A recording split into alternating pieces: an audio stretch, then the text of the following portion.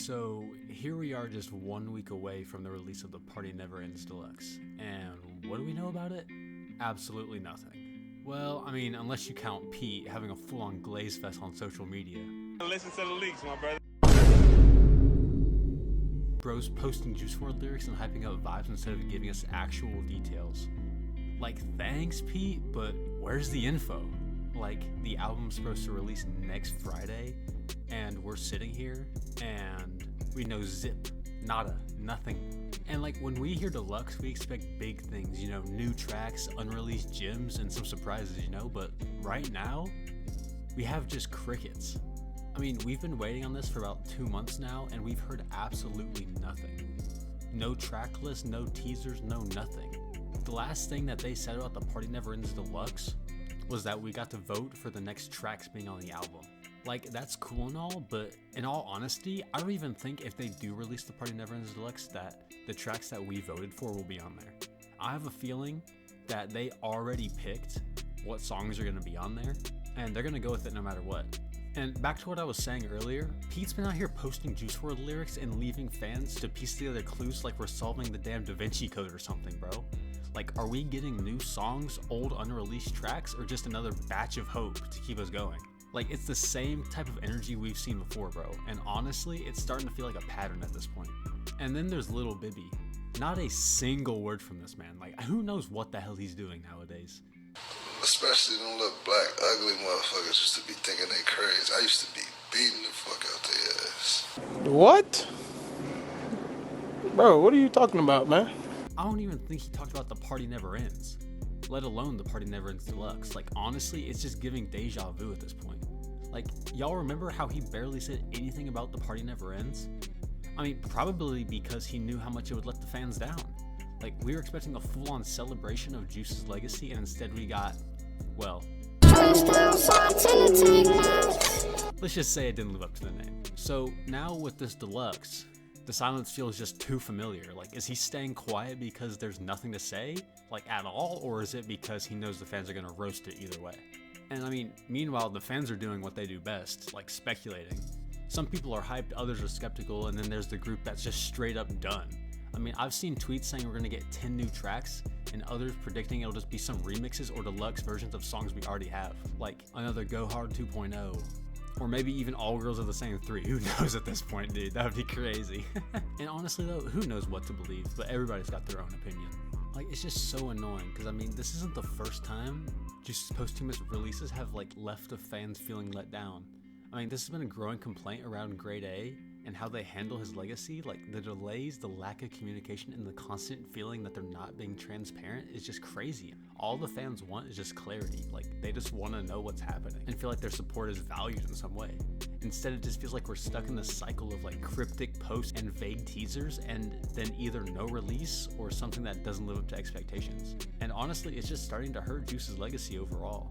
I mean, people are tired of this feeling like his music is being mishandled, and it's making some fans question if they should even stay invested.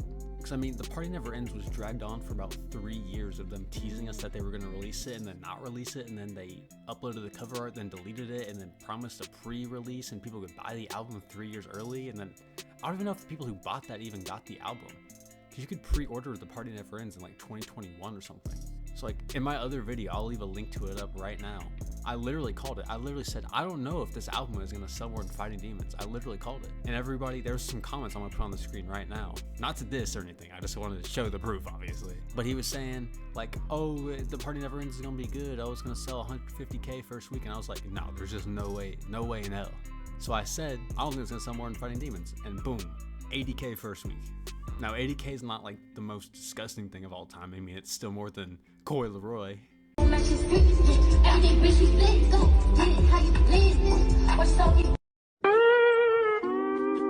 sorry, that was a joke. I shouldn't even put her in this video. I hate her music so much. I'm sorry.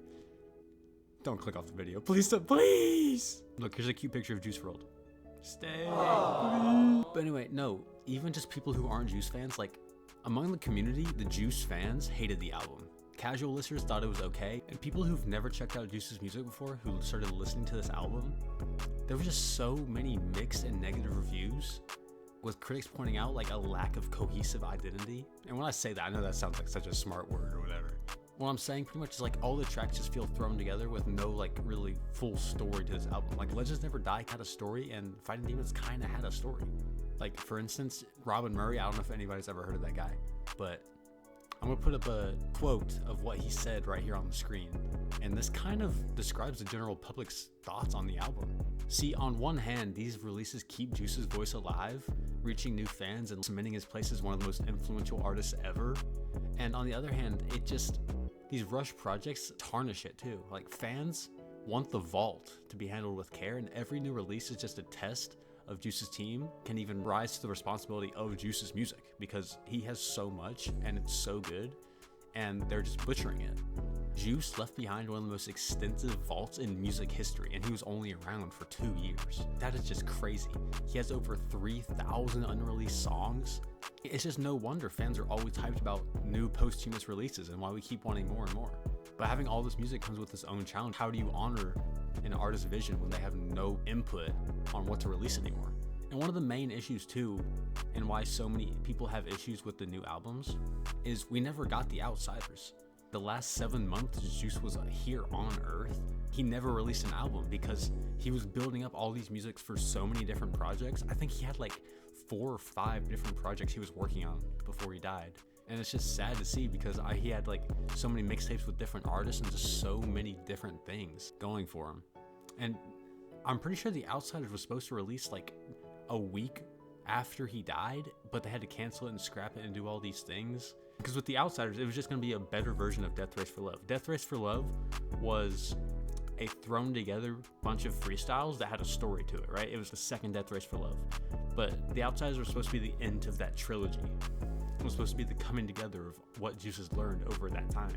And you can find a version of the album out there. Like 50% of the songs Juice actually wanted on there. And it's just crazy to me that they never released that, which I get why they didn't, because he obviously didn't put it together himself and they wanted to do their own thing to make some sad tracks on there, obviously, and do a little bit of their own thing.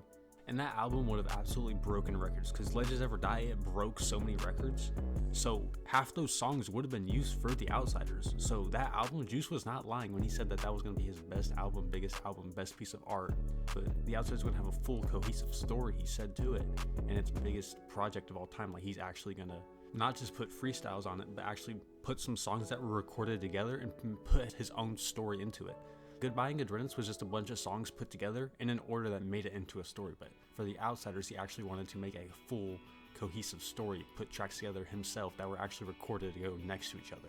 And that's the issue with all these posthumous releases, is that Juice just had so many albums and things he was working on that they had to scrap those and just take those tracks from those albums and put it into these new whole things. But they could drop 50 albums over the next 10 years and we'd still have music. It's absolutely crazy. So is The Party Never Ends Deluxe actually dropping this Friday? And if it does, will it even live up to the hype? Or, lack thereof? Honestly, your guess is as good as mine. So just let me know in the comments if you're hyped for the deluxe or are you just tired of this guessing game. And if you know something I don't, spill the tea, bro. I'd love to hear what y'all think about this. This is actually crazy at this point. If anything changes, I'll be back here to break it down. Until then, stay tuned, stay hype, or don't. I'll see you in the next one.